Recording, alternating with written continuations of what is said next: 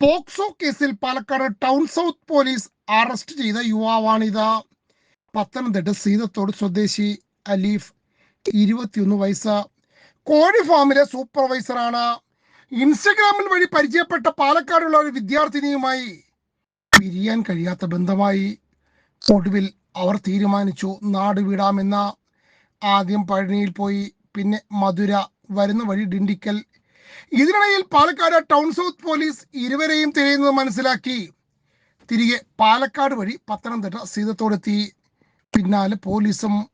സത്യം പറഞ്ഞാൽ ഈ ചെറുപ്പക്കാരൻ കബളിപ്പിക്കപ്പെട്ടതാണ്.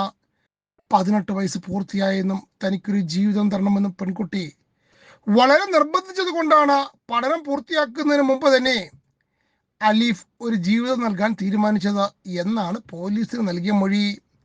എന്തായാലും അലീഫിനെ പോലീസ് അറസ്റ്റ് ചെയ്ത് ജയിലിലാക്കി.